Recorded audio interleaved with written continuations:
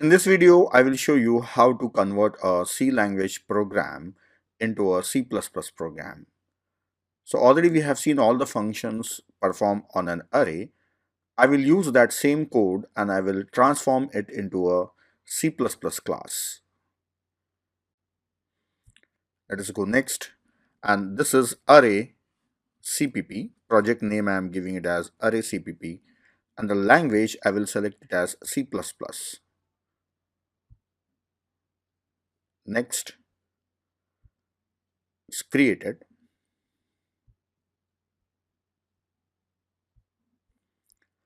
And this is the main function. I'll copy the complete program what we have written for C language. That same program I will copy it here and I will modify it to make it as a C++ program.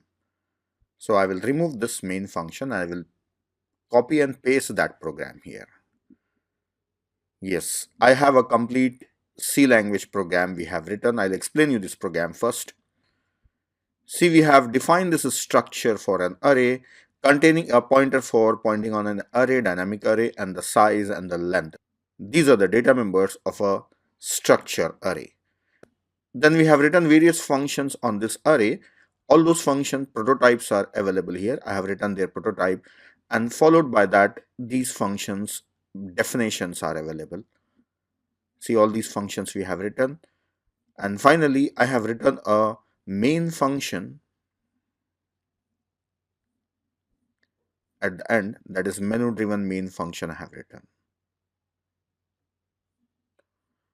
Here is a main function. So the same program I am using it, I will modify it as a program for C++. So I will convert it into a class. So one important thing is C language programs are more related to the logic or the procedures. So already we have all these procedures. Then C++ is more related to designing or organizing the code. So the same code we will organize it using C++. So here I will start making changes. First of all, instead of struct, I will say class. This is a class array. And class array is having a pointer, that is definitely I need a pointer, and a size of an array and the length. Yes, we need all these things. And these are data members. So I should make them as private. All these are private. Then inside a class, we will have data members and the functions. And the functions, we usually make them as public. Yes, I made it public. And the first type of functions that we write is a constructor for an array. So I will write down a constructor function, that is non-parameterized constructor I will write. In this constructor, let us set the size of an array as minimum 10. So by default, the size of an array is 10. See, I don't have to use any membership operation now because this is inside a class only, so I can directly say size. And length is 0 initially because there are no elements. Then this array, I should create it dynamically. So I should say new int of size. So size already I have made it as 10. This is a non-parameterized constructor. And next, I will also write a parameterized constructor which will take size. So I will give the variable name as sz. And I will do all these things here also. Same thing I will do here. See, instead of 10, I have to set the size as sz. That's all. This is a parameterized constructor. Then also I should have a destructor. So I will write a destructor for an array. Because here we are using dynamic memory, so I should delete that memory, delete A. As it is an array, I should use subscript operator.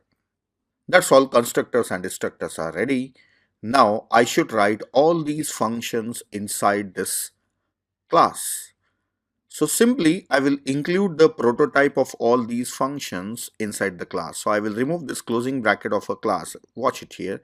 This I am removing. Now these functions are inside the class now. All these are class members.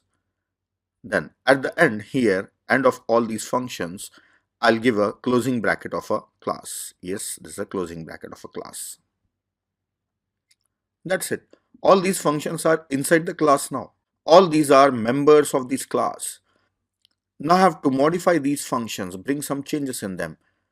So I will change all these functions one by one. First, let us see display function. It is taking an array as an object of type structure, so it doesn't have to take, because it is already there inside a class array. It can directly access these members. It doesn't need any parameter. So yes, it means all these function doesn't need any parameter. Yes, this doesn't need any parameter of type structure array that we were passing. We don't have to pass it. They can directly access it. Then coming to the swap function, see this swap function, we have written it for using them inside another function. So it is not available globally. So I will make this function as private. This is a local function. This is useful only within a class and is useful for other functions. So I will make it as private. It is inside the private block now. Then linear search, I don't have to send array. I should only send a key. Then the parameter for binary search, it doesn't need an array. It needs only a key. Then get function, this doesn't need any array as an object. So all these doesn't need array as a parameter. They need other parameters like set, we need the index and the value. Finding maximum, whose maximum? The same array's maximum. It is inside this array class only. This is inside this array class. Whose maximum? This array's maximum. So we don't have to pass any parameter as an array. So all these are removed. Now coming to merge, union and intersection, they are taking two parameters, but here it should take just one parameter. Second array it should take, so I don't have to write struct for that.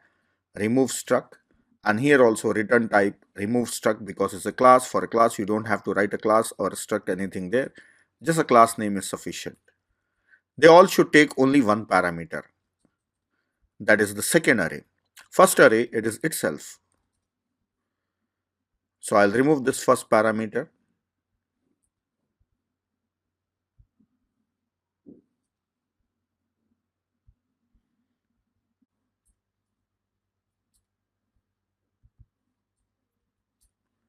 Yes, all these functions became members of a class. These are all members of a class now. So they can directly access this array. Now outside the class, I should implement all these functions. So for implementing all these functions, I should write down class name and scope resolution and the function name. This I should add it before every function. And the changes what I have done is this array object should be removed, right? Then when accessing, I should directly say length. I don't have to say arr dot. I don't have to say arr dot. That's all. This function is changed. I will change few functions. Rest of them you can do it by yourself. That is easy. Remove this array parameter because it's not taking, and scope resolution, this is belonging to a class. Then for length, don't say arr's length, just say length, and just say size because it is inside the class itself.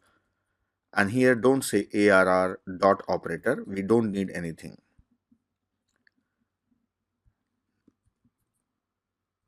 Then insert function doesn't need array object as parameter, and whatever the members are, it can access them directly because it's a member function now.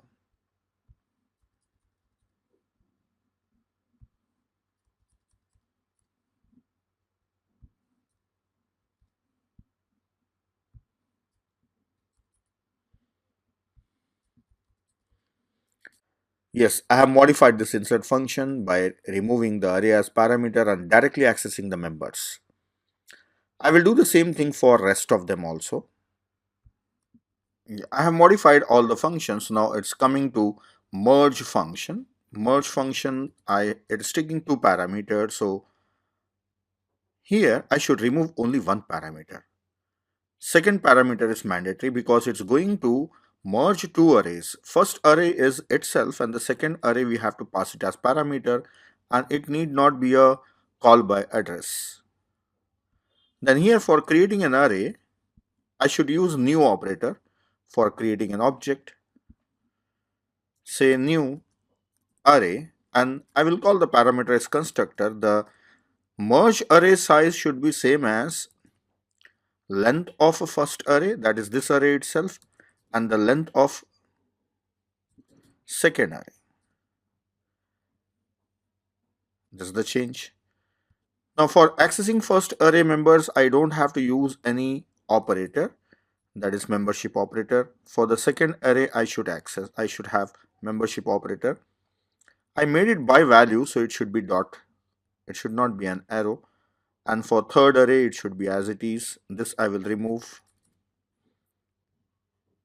Then second array, it should be dot. Third array, it should be arrow because it's a pointer. I have taken a pointer. Then first array, I have modified it. Then this one, remove this membership.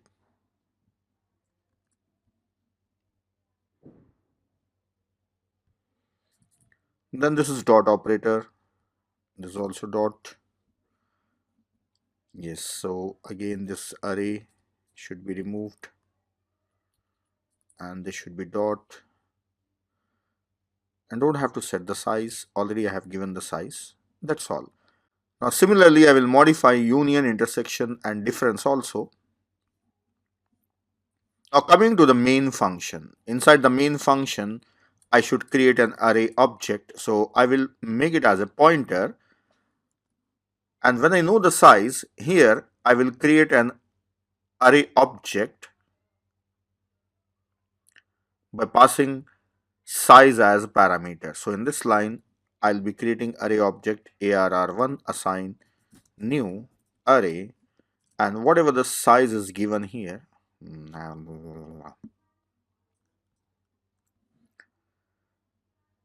Then inside the main function, I will take one more variable, that is as a z for the size. Then here, when taking the array size, I should take as z. And dynamically, I should create an object now. arr1 assign new array of given size. Yes. That's it. I don't have to initialize anything. Now the menu options, if you look at, then every function I should call it with arr1 dot insert. I don't have to pass this array, but it has become a member, so I should say dot. So this array parameter I should remove, and here delete I should say arr1 dot. Then linear search arr1 dot. This array parameter that was passed should be removed.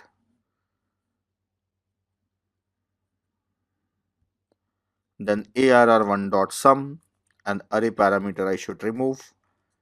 Now sum came inside array1 object, right? So this is arr1 dot display. So that's all. I have modified everything inside the program. Now you can see that this has become a C++ program. So I have also changed the printf and scanf functions and made them as scene and couts. So completely C++ code. Now let us see, are there any errors, anything I missed? I have actually changed the preferences in this Xcode option, that is show live issues. I have checked this one. Now let us go through this. Let us run the program.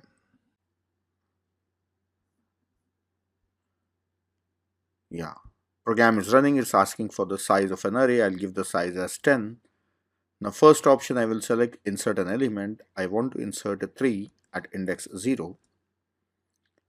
Then enter the choice. Once again, I will insert an element, that is 5 at index 1. Then I will display the elements. So you can see here that 2 elements are there in a list, that is in an array, that is 3 and 5. I'll insert few more elements. Insert 9 at index 2. Then once again insert 8 at index 0. Let us display this list. See, 8 is inserted in the beginning, that is at index 0. Then we have 3, 5 and 9. Here are the elements displayed. Now let us display 5. 5 is at index 2. So I will select the option, that is delete, option is 2. Then index I'll give it as 2. Then let us display the list once again. Now the list is 8, 3 and 9. 5 is gone.